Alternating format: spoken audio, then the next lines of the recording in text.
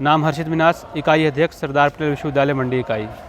जैसा कि अभी हमें सुनने में आ रहा है कि एनसीटीई द्वारा जो है वो वल्लभ राजकीय महाविद्यालय में जो चल रही बीएड कोर्स है उसका पंजीकरण जो है वो रद्द कर दिया गया है। हम जानते हैं कि वल्लभ राजकीय महाविद्यालय में 100 छात्र जो हैं वो बीएड की अपनी पढ़ाई जो है वो वर्ष 2005 से ही ये कोर्स जो है वो वल्लभ महाविद्यालय में जो है वो चल रहा है। ये एक सेल्फ फाइनेंस्ड कोर्स है। जैसे कि हम जानते हैं कि पूरे हिमाचल प्रदेश में जो है वो बीएड का कोर्स जो है वो धर्मशाला और हिमाचल प्रदेश विश्वविद्यालय के अंदर ही चलाया जाता है, जो कि सरकारी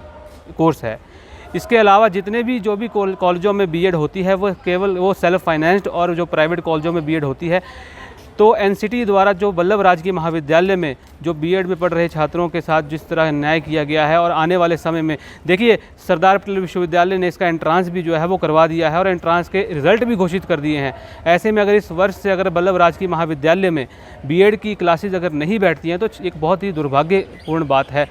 हम तो ये मांग करेंगे कि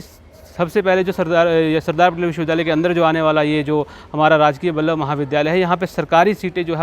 हैं वो अब जो हैं वो बीएड की होनी चाहिए, क्योंकि हिमाचल प्रदेश विश्वविद्यालय के अंदर हम देखते हैं कि 2 जगहों पे जो है वो सरकारी सीटें हैं, परंतु सरदार पटेल विश्वविद्यालय के अंदर एक भी जो बीएड की सरकारी जो सीट है वो नहीं है। ऐसे में इन सीटों को सरकारी करने की जो हमारी जो मांग है वो है, और साथ में जब तक ये सीटें जो है सेल्फ फाइनेंस के तौर पर चल रही हैं इन्हें इसी प्रकार जो है वो चलाना चाहिए। हम एनसीटीई से भी ये सवाल पूछते हैं कि क्या प्राइवेट कॉलेजों में जो बीएड हो रही है क्या वो सेल्फ फाइनेंस नहीं है, क्या वहाँ पे उतनी फ़ीस नहीं लगती है? ये केवल और केवल प्राइवेट कॉलेजों को फ़ायदा पहुँचाने की जो बात है, क्योंकि अगर यहाँ से अगर मानिए 100 सीटें कम होती हैं, जो 1800 सीटें सरदार पटेल विश्वविद्यालय के अंडर हैं वो घट के 1700 हो जाती हैं, तो ऐसे में जो सरकारी जो प्राइवेट जो हमारे इंस्टीट्यूट हैं, जितने प्राइवेट कॉलेज हैं, इससे उन्हीं को फ़ायदा मिलेगा। ऐसे में अगर इसी फ़ीस पे प्राइवेट कॉलेजों की ही फ़ीस पे अगर यहाँ पे छात्र पढ़ते हैं तो छात्र जो है वो सरकारी सुविधाओं को, जो बाकी सुविधाएं, क्योंकि प्राइवेट कॉलेजों में इतनी सुविधाएं नहीं मिल पाती हैं, उन्हीं सुविधाओं को अगर वो उसी फ़ीस पे ले रहे हैं तो इसमें दिक्कत किस बात की है?